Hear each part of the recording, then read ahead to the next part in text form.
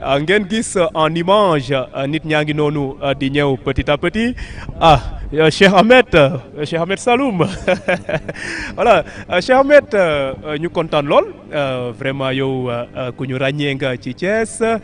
Thiès saa yu woote la jëm ci wàllub diine wàllub askan bi li koy doxal nga ci béy wàllu am solo nga honorer sa présence tey ana lan moo waral sa teewaay ci ISEP ginnaaw bu nga noyoo ba noppi. jërëjëf ñu ngi nuyu waa Prestige TV Prestige Net Prestige Group di nuyu suñu rak suñu frère Papa Doumbia di bëgg lool ci teew gi ñu teew fii ndax lépp lu nit defal Thiès ñun nga ko defal ndax amuñu lu Thiès amuñu lu gën a rëy Thiès amuñu lu gën a rëy ndawi Thiès te bërëb bi bërëb la boo xam ne dañu fi tàggat ndaw ñi ci njàng yu xaral la njàng yu xarañ ci wàllu métier ak wàllu professionnalisme ñu ci profité aussi di féliciter son excellence président Macky Sall mi nga xam ne comme ni ma koy waxee saa su nekk plan Sénégal émergent plan la bu ko ñor waaye bu ñor sénégalais yi ndax plan boo xam ne wax naa ko ay yoon plan boo xam ne dafa commencé 2012 ba 2035 te ñëpp xam ne 2035 xëy na moom du ko fekk ci pouvoir bi mais loolu mooy wane naal yu rëy yi mu yéene waa Sénégal ak naal yu rëy yi mu yéene askan wi ak naal yu mu yéene développement Sénégal ñu ñëw fi tey nag ngir teew ci bis bi maanaam suñu présidence waaye fësal ci moom ci kanamam que ni doomi Thiès kontaan nañ ci di tuddi nañu kontaan nañ ci jeunesse musulmane bi nga xam ne maa ko jotee kontaan nañ ci waaye di ko ñaanal yàlla gën koo dëgëral gën ko kattanal dama nekkoon ci benn tournée ci réewu Mauritanie ak Cheikh Mouhamadul Bachir ibn Cheikh Abdoul Khadir porte-parole xalifa général des mourides waaye ma sàkku ci moom ndigal démb ni ko su ma mënoon a am ndigalu dem fekkee lii dina ma neex moom ñëwagul sax alxames a ñëw waaye mu ne ma xam naa sa diggante ak président kon sa teewaay foofu du mën a ñàkk kon am nga ndigalu teew fa kon nag maa ngi profité di nuyu président de la République di ko dalal jàmm Thiès di nuyu mboole seen mbokk yi nga xam ne ñoo koy jàppale ci liggéey bi di nuyu groupe Prestige nga xam ne lu xew Thiès wala lu xew ci àdduna ñu teew fa nañ fa war a teewee fësal nañ ko war a fësalee ba àdduna jot ci di wax salaamaaleykum wa rahmatulahi taala wa barakatu. Cheikh Ahmed bërëb bi bërëbub sàkkub xam-xam la daa mel ni de ku jëmmal bërëbub sàkkub xam-xam def nga sa waree. waaw xam-xam moom mooy gindi doomu aadama yàlla mënoon nañoo bind bàyyi ñuy tëñëxu waaye dafa wàcce alxuraan karim ngir ñu ci xamee wàcce woon ay téere yu jiitu alxuraanu karim donc nit ki xam bokkut ak ki xamul laa yastawi llaziina ya'lamuuna wa llaziina laa ya'lamuun yàlla wax na ci alxuraan karim ni ñi xam duñu bokk ak ñi xamul kon nag xam-xam yàlla moo ko valoriser avant doomu aadama di ko valoriser te li ñuy doxal nii ci àdduna muy micro bi nga yor ak caméra yi ñu yor xam-xam moo ko indi bañ mën ko jëfandikoo li ñu fi waxee nii tey suñu ko mënee dem ba ku nekk Chine mën koo seetaan ka nekk Brésil mën koo seetaan ka nekk Argentine mën koo seetaan xarañu doomu aadama ak xam-xamu doomu aadama bi ko yàlla moo ko tax bërëb bi nag ñu ngi ñaan yàlla sàmm xale yi fi jàng xam-xam def leen ay ndaw yoo xam ne ëllëg Sénégal dina mën a jëriñoo seen xam-xam waaye luñ fi jëriñoo ci xam-xam it yàlla na ko yàlla def yiw ak barke sotti ko ci barke Macky Sall mi nga xam ni kenn la ci jàmbaari Sénégal yi nga xam ni yitteem bu dégg bëccëg mooy taxawu Sénégal tey ak Sénégal ëllëg. jërëjëf Cheikh Ahmed ñu bàyyi leen rek ngeen egg ca bërëb ba ñu ngi lay gërëm di la sant bu baax a baax kontaan nañu ci ñëw bi nga ñëw daal di fekkee inauguration ISEP bi nga ñëw gan ñoo leeral rek ana lan moo waral say tànk ginnaaw bu nga nuyoo wax ana yow yaay kan. man Cheikh Saliou Fall laa tudd man maay secrétaire général de l'association des chefs de village de la commune de Kër Moussa. alors li nga ma laaj nag macha allah yomb na ndax kilifa bu defee yenn yi bu ñu la cee wooyee da nga cay sawar. tout à fait. alors ma ñëw ci turu chef de village yëpp ci turu chef de village yi bokk bi ma li nga ma laaj itam mooy nan laa gisee mbir mi moom bég ci rek ndaxte ku liggéey da nga ko naan jaajëf. ku liggéey nee ko jaajëf ginnaaw moom liggéey na lu mel nii bu ñu wooyee ñu ñëw ni ko jaajëf dañ koy sargal si daal président lañ lay sargal si daal def na loo xam ne par exemple man du ma ne président li mu def kenn defu ko mais damay wax ni li mu man mu ngi koy def donc ñun dañ cee kontaan di ci sant di ko ñaanal muy gën di man di gën di def waaw loolu di man xam naa ko ci. waaw kay jërëjëf ñu ngi lay gërëm di la sant xanaa rek ñu daal di la bàyyi nga egg ca bërëb ba yàlla def ngeen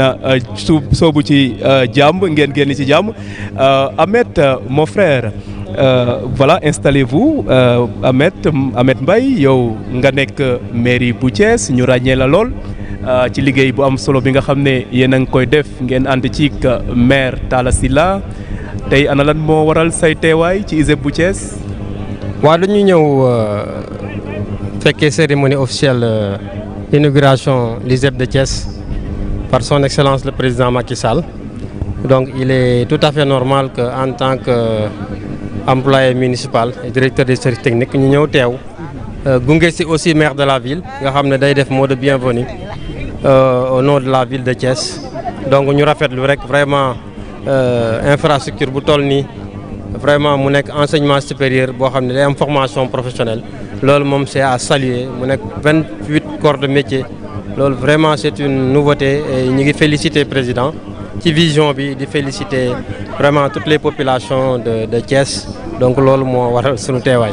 mu nekk lu am solo Mohamed waaye daa mel ni de yéen di ngeen beral teeru bu am solo son excellence. waaw xam nga son excellence le président moom c'est le président de tous les Sénégalais. buy ñëw dootul affaire politique sax toute la République moom mooy ñëw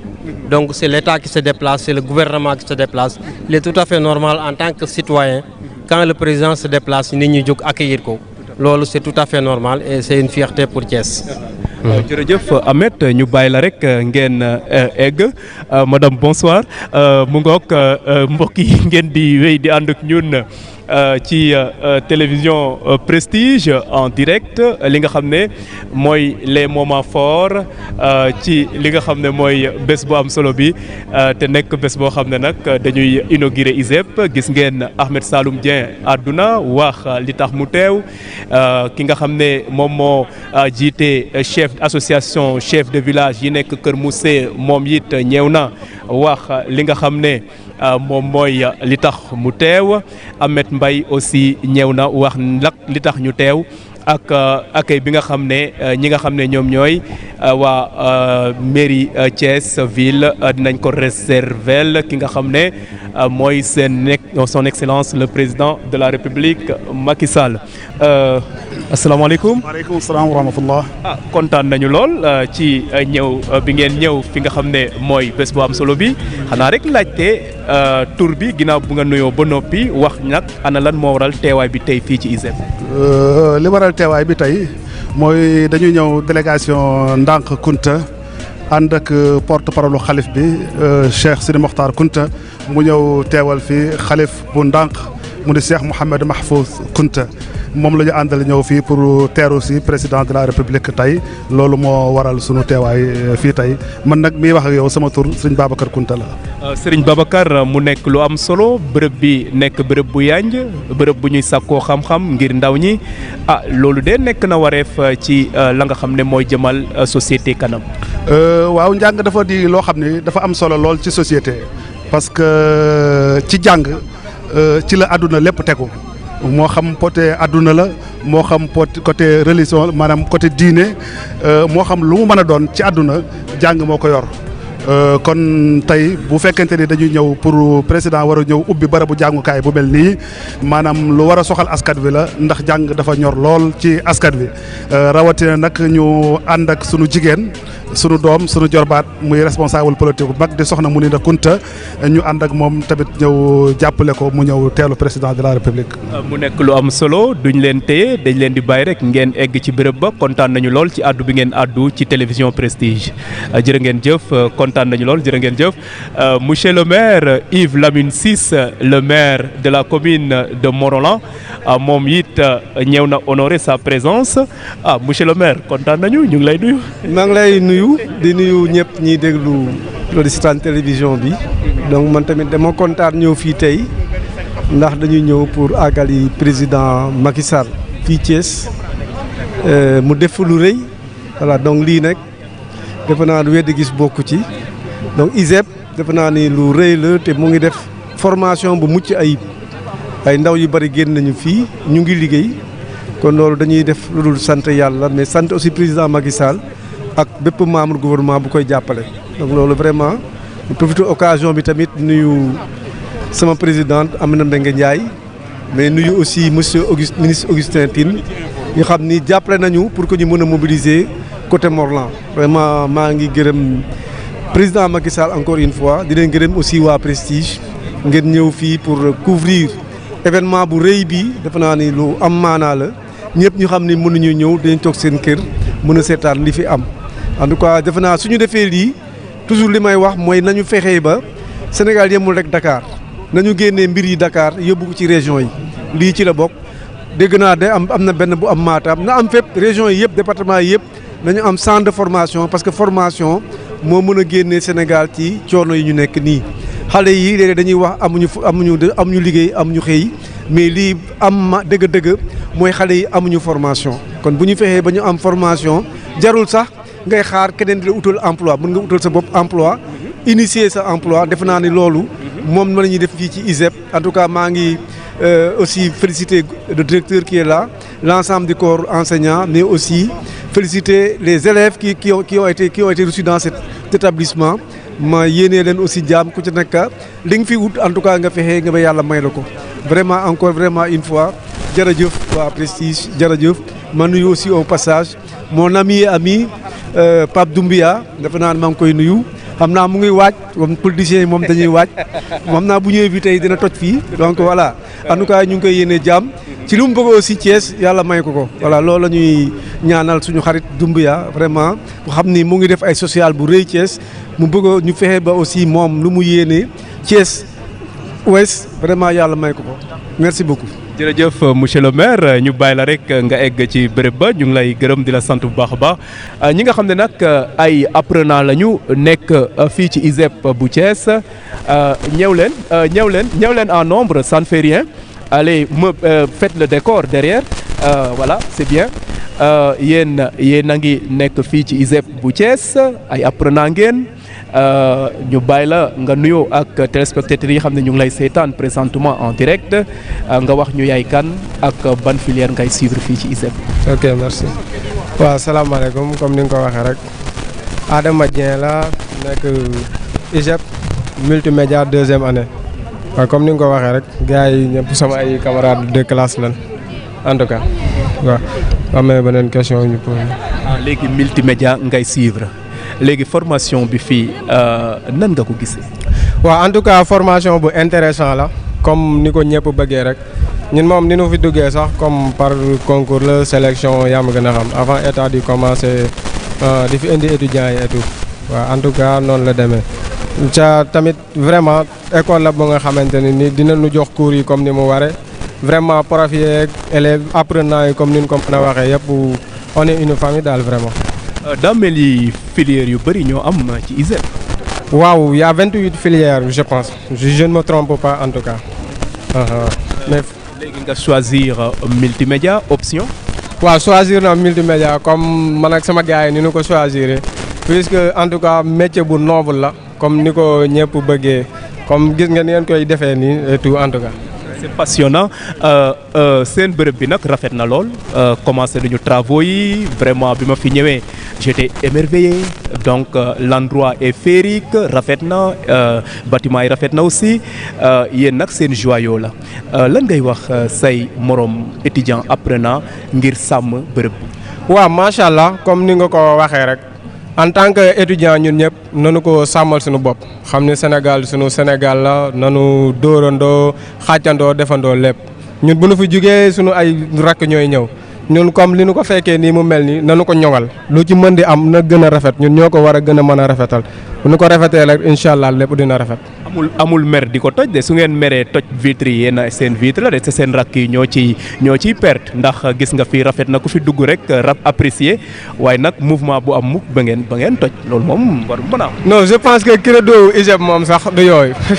di li waxaale comme ISEP Diamniadio li ñu fa dégg nag yooyu yëpp ñun moom yaakaar nañ du am Thiès quoi puisque ñun moom waaw en tout cas yaakaaru moom mu am fi te ñoo ngi koy ñaan mu bañ fee am. Tout à fait voilà tu es si jeune toi là hein wala da ngaa gàtt rek tur bi nan la. C'est Amady Ba. Oui, étudiant dans la filière création et management de produits multimédia. Ah, c'est bien. Formation bi nan la demee ak lan moo waral nga choisir filière multimédia. En fait bëgg-bëgg la woon passion la woon dès le après bac on a choisi pourquoi on s'est dit que pourquoi pas de faire le concours de venir à l'ISEP et je l'ai fait, je l'ai réussi. C'est pour cela que je suis venu ici et je suis fier d'être isépien parce que ici c'est une famille. Nous vivons ensemble tous les jours, nous sommes ensemble avec les professeurs et je suis très fier d'aujourd'hui pour l'inauguration de notre cher président qui vient aujourd'hui ici pour inaugurer notre institut. Voilà, merci beaucoup, je te remercie. Oui, merci. Voilà. Ok, merci donc apprenant ISEP yi ñu ngoog wax nañu seen bërëb bi nuñ ko gisee seen bërëb bi nu ñu rafetee waaw ñu ngi leen di nuyu waay. ñu ngi leen di dellu ziar. kaay taxawee nii yow ci nga bokk taxaw leen nii gars yi gis leen en direct tur bi. Ibrahima bu Ndaw Kan. Ibrahima bu Ndaw Kan foofu bàyyee ko. communauté Fandène. seen maire Augustin Tine. Daa mel ni de moom mobilisé na de. macha allah li nekk ci di koy xaar buntu Thiès di koy xaar mairie. ak li koy xaar fentaxko bi. mbooloo mu bëri la. ana lan moo waral mobilisation bi. parce que Augustin Tine dañu gis ne lépp lu ñuy wut ci leader ci moom gis nañ ko ci moom confiance bu Macky Sall am ci moom ñun am nañ ci moom bu ko raw foofu te gis naa tamit li muy liggéey ci Fandène ak gis na président Macky Sall tamit li muy liggéey ci Sénégal vraiment tax na suñu woon ci safara sax daañu dugg fekk ko ci te xam ne suñu dugg lakk duñu lakk. kon daal su ma déggee sa wax mooy seen maire daal mat na maire. suñu maire mat na maire te ñu ngi ñaan yàlla fekk Macky Sall di nekk si bëgg dara fu mu ñu woo daañu ko ci fekk te ñun xalaatuñu sax wut beneen candidat ci suñu commune Fandène ci commune Fandène ku dul Augustin Tine. xanaa su ma déggee sa wax dafa jëf bu am solo la fa Augustin Tine jëf. parce que boo xoolee commencement 37 villages la bi mu fi ñëw 6 villages moo fa amoon courant léegi ñaari dëkk ñoo fa amagul courant. def na fa parce que 26 villages yoo xam ne yow am nañ courant am nañ yoon am nañ ndox man daal vraiment sant daal dañuy xaar mu renforcer ñu tuuti à part loolu ak mu taxaw ci jeunes yi ñu am gis seen bopp ci li nga xam ne moom la Macky Sall mébal ci jeunes yi waaw. am na solo ñu ngi lay gërëm di la sant kontaan nañu lool vraiment kontaan nañu ñeen ñëwal ngeen waa Fandène xanaa rek ñu bàyyi leen ngeen egg bërëb ba jërë ngeen jëf merci beaucoup. voilà mu ngoog waa Fandène ñoom ñoo doon àddu noonu wax cette grande dame là Aram yow def nga marron beige daal di nga teew. xanaa rek nga wax ñu sa sentiment ginnaaw bi nga ñëwee fekkee inauguration ISEP bu Thiès. waaw salaamaaleykum Saturne vraiment may am kontaan te ñëw fekk leen ci buntu bi di leen nuyu di nuyu président Pape Doumbouya président mu Thiès ci kanam xam naa moom sax mi ngi fi di pare seentu président ñuy kontaan lool di wax di ñaan yàlla ñu commencé bisimilah eggalee alhamdulilah di ñaan yàlla na président ñëw ci jàmm ñu def ko ci jàmm. ku nekk delluwaat sa kër ñuy am kontaan bu mag ci président de la république. xanaa sañse bi dafa wundu ne Macky Sall rek. waaw Macky rek point barre. kese. jërëjëf mu ngoog jërëjëf Aram yegsil sama PDG daa mel ni dañ lay dey Aram ñaa dafa tudd sa tur ma gis la kontaan nañu vraiment kontaan nañu gis nañu ni nga ñu accompagner ci li nga xam ne moom moo jëm ci liggéey bi yow it nga honorer sa présence. en tant que citoyen nga bokk ci Thiès te nag ab dara nga ci dëkk bi tey nag ana lan moo waral sa teewaay fii ci ISEP. waaw sant maa ngi lay nuyu di nuyu képp ku ñuy seetaan waaw tey xam nga dafa nekk lu xaw a spécial parce que tey boo xoolee infrastructure bu dur bu day nii su ko njiitu réew ñëwee di ko inauguré loolu baax na ci ngir ëllëg ñun ñu ñëw fekkee ko yàlla def tey mu may ñu am. matuwaay tey di ko def direct àdduna bi yëpp di ko seetaan loolu aussi lu am solo la donc ay points loo xamante ni jàpp nañ ñu ñuy marqué ci histoire u Thiès donc lu ñuy waxtaanee waat la ëllëg donc ni yu am solo la daal nga xam ni muy man mi yow muy équipe bi yëpp depuis loolu ñu ciy liggéey donc lu am solo la daal. mu nekk lu am solo bërëb bi gis nga ko rafet na lool ndax yow leader d'opinion nga personne bu ñu ràññee ci Thiès la ab message rek jëmale ci ñi nga xam ne ñooy apprenants yi xam ne ñoo nekk fii gis nga bërëb bi vert la rafet na lool nga lancé message ne suñu amee lu leen métti bu ñu fexe mukk ba toj bërëb bi ndax rafet na ndax seen moomeel la seen rakk it ñoo fay ñëw ëllëg. non comme ni nga ko gisee rek xam nga tey ji boo xoolee ISEP bokk bëri na ay ñoo xamante ni génn nañ di liggéey tey ci télé bi donc xam nañ li bijou la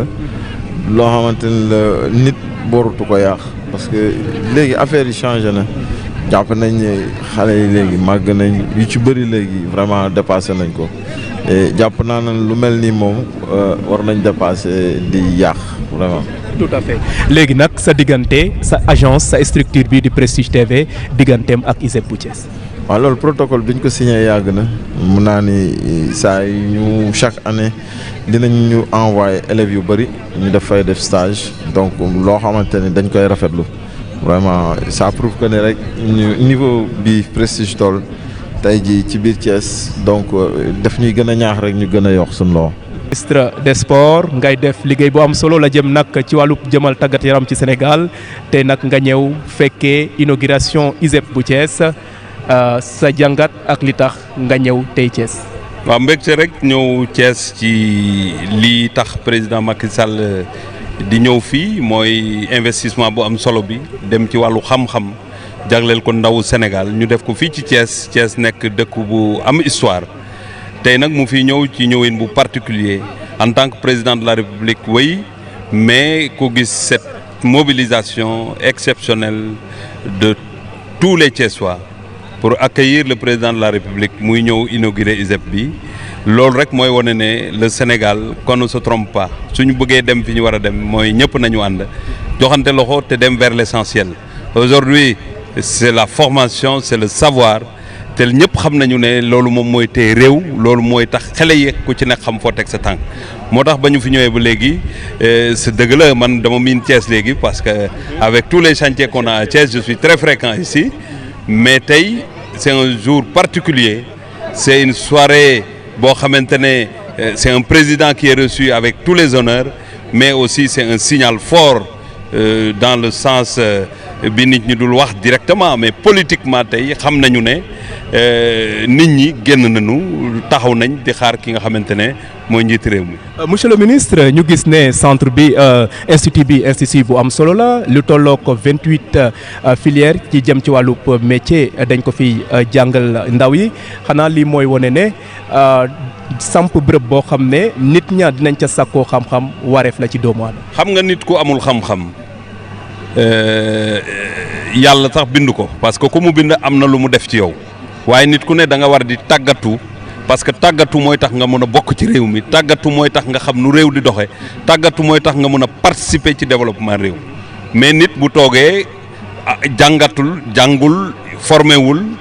bu yàggee danger lay doon parce que lu ñëw yóbbaale ko lu ñëw yóbbu ko ci lu mu war a nekk ñun ñii sax ba tey ñu ngi jàng kon waxatuma la lu mel nii moo tax cette vision est une vision bu claire wane ne le Sénégal du développer tant que nit ñi formé wuñu leen même tey booy wut liggéey wala ñu war la recruter critère bi ñuy njëkk a yëkkati mooy lan nga mën a def mooy lan nga am ci xam-xam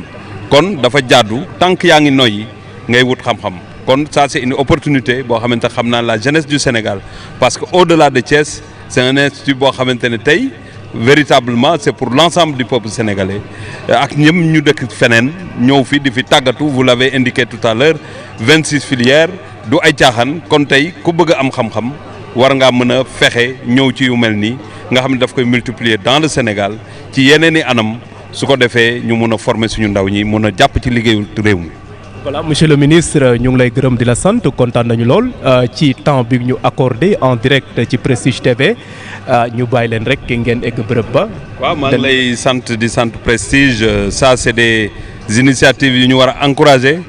parce que fii la ci biir Thiès am na temps kenn xalaatul gis lu mel nii ci biir gox yeeg gox-goxaat yi su ngeen ko defee ku ngeen woo muy kilifa wala mu ñëw ci yëf yi daf leen war a jox cër ñëw waxtaan ak yéen parce que bokk na ci li tax ngeen gën a góorgóorlu te bu ngeen góorgóorloo njëriñu askan wi lay nekk. Merci monsieur le ministre Matar Ba en direct sur votre télévision régionale Prestige. Ah voilà. Ah, ça, ce grand monsieur Lamine, vraiment, joie ne saurait plus grande que de vous recevoir en direct sur le plateau de Prestige TV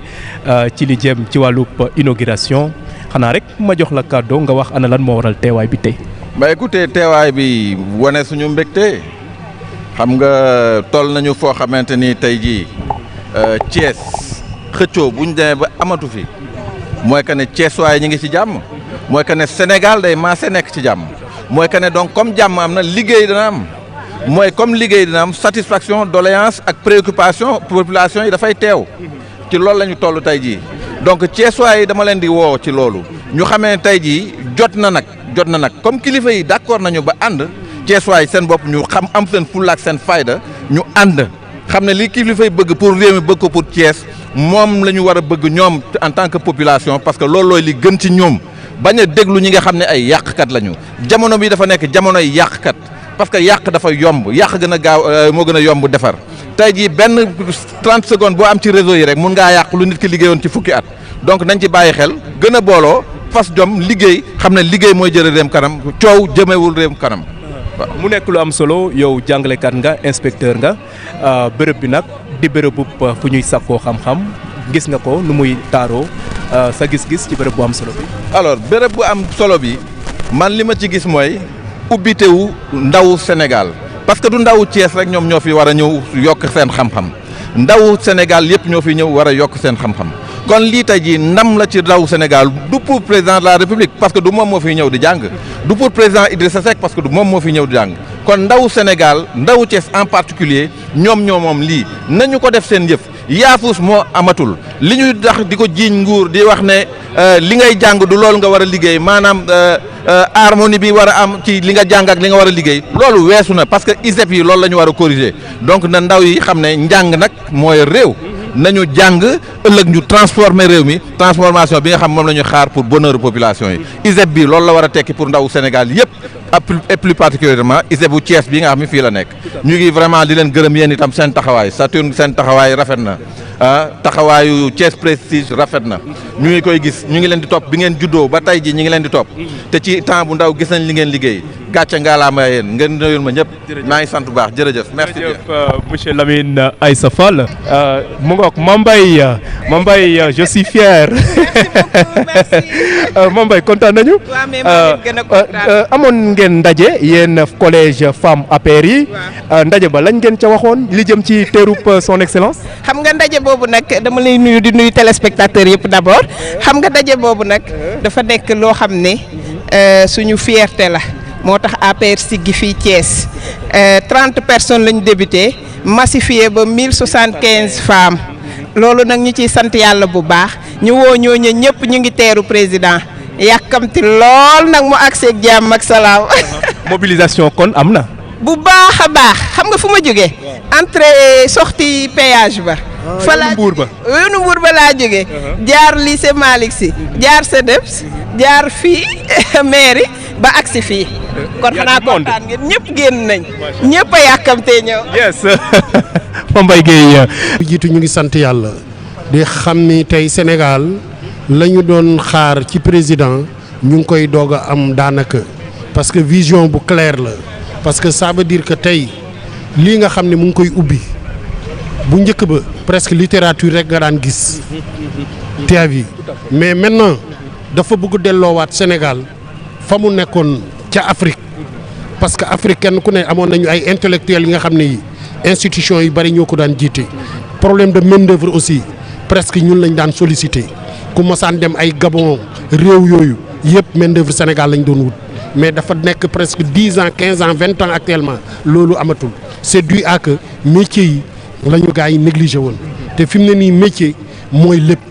ba tax na njàng mi bu àndul ak métier yow doo dem fenn boo gisee tey ñu bari naan ñu ngi ak suñuy diplôme te amuñu liggéey c'est parce que dafa àndul ak métier c'est dû à cela vision boobu nag président les gens ne comprennent pas loolu. nit ñi xam la réalité c'est ça la réalité parce que si on parle de l'emploi il faut que quand même mun am employabilité ça veut dire que nga am métier parce que société yi borom métier la ñu soxla mais soxlawuñu plumu kese vous savez donc ça c'est dire que c'est cette vision que le président a eu ba tax na vraiment mu tegu bëgg teg Sénégal ci xale bu ci nekk boo jàngee nga am métier boo amee métier sa kii dina yomb buñ la employé wul nga employé sa bopp ba am sax ay employé vision bi c'est clair et c'est net loolu daal moo fi nekk ñu ngi leen di sant di leen gërëm nag di leen encourager et je vous remercie. jërë ngeen jëf merci beaucoup Adja Garmi Adja kay merci monsieur merci jërëjëf Fall kay Fall kay doo ñu bu ñu rombee noonu waay kontaan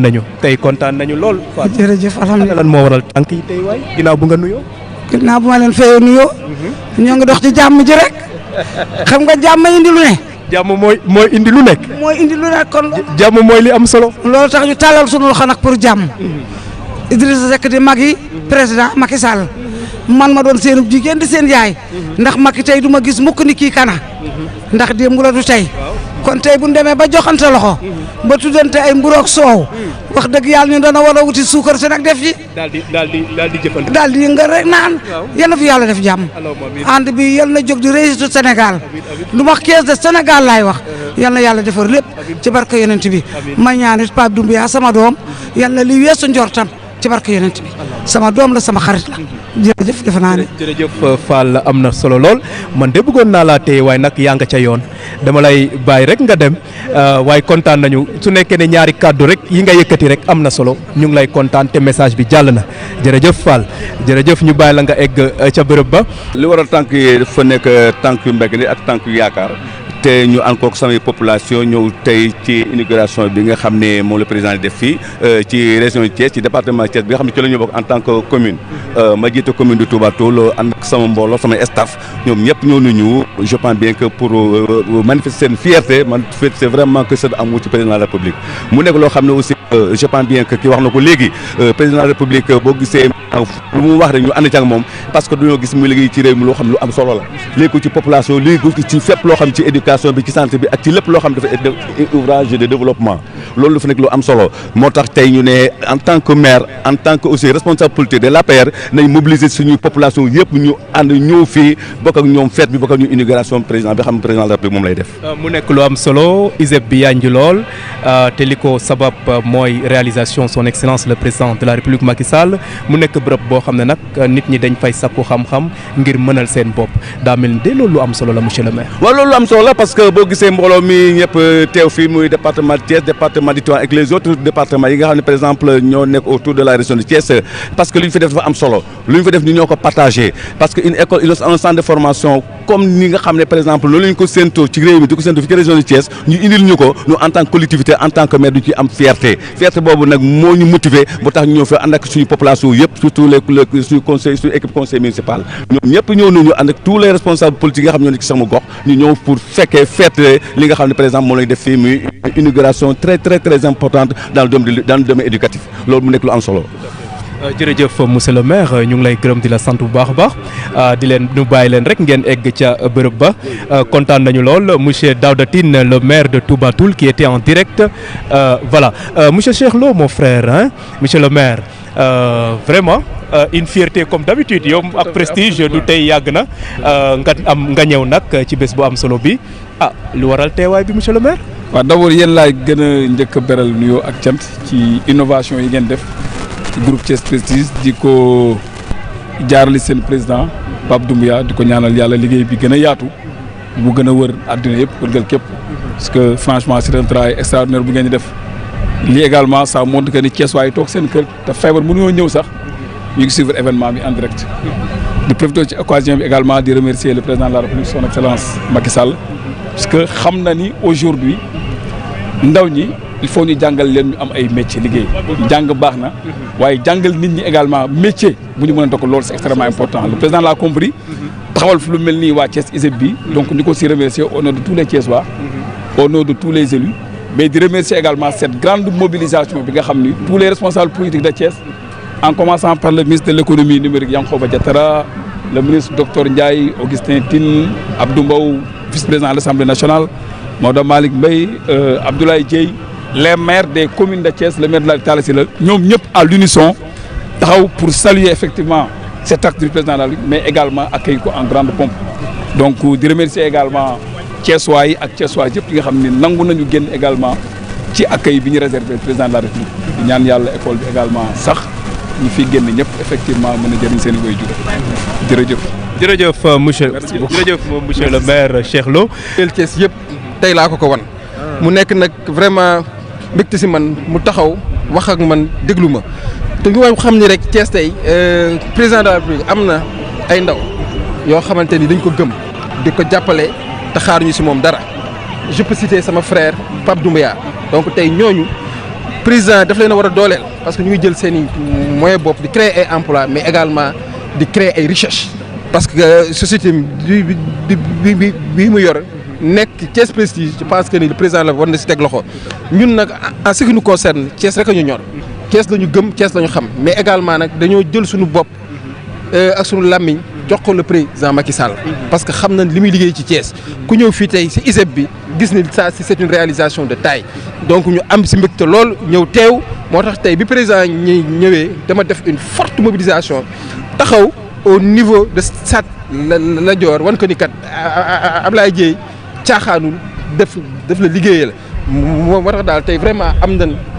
mbégte ak contentement teeru fi le président de tous les Sénégalais le président Macky Sall di ko wax ni rek na gën a bàyyi xel Thiès parce que ñun Thiès moom la ñu am gis nañ fi chemin de fer loolu chaque jour duñu tay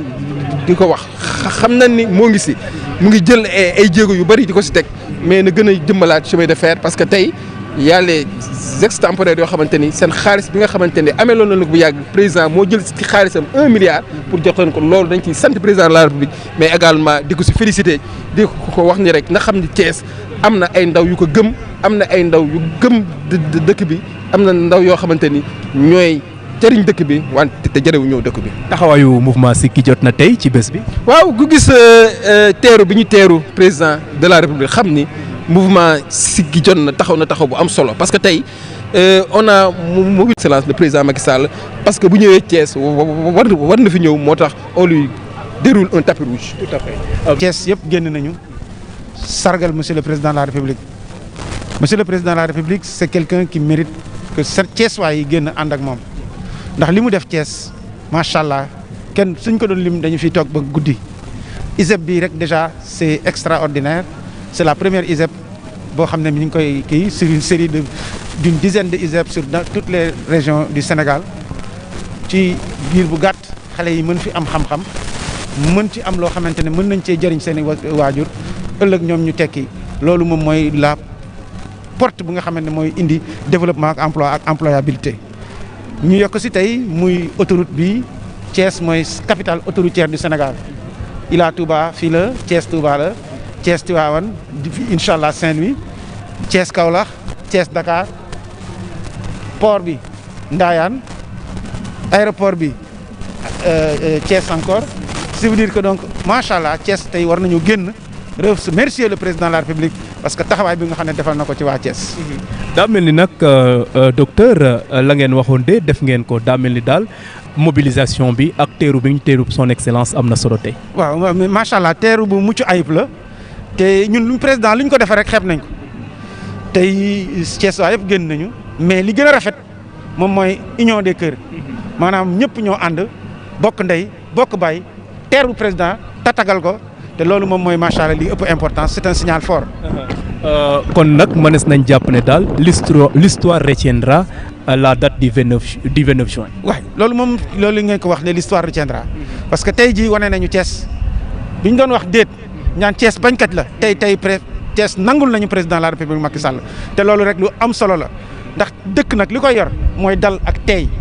te président de la République dal na tey na dëkk li koy yor vision la président de la République am na vision dëkk li koy yor moom mooy ki nga xamante ne am na pas-pas taxaw te nangoo liggéey loolu le président mi ngi ko ci kon nag Sénégal war nañu xam ki ñuy ànd am te nit ki soo xamee ki nga am da nga koy téye ak ñaari loxo maa ngi leen di sant di leen gërëm wasalaam. jërëjëf docteur Amadou Ndiaye ministre am na solo lool ci kàddu yi am solo yooyu.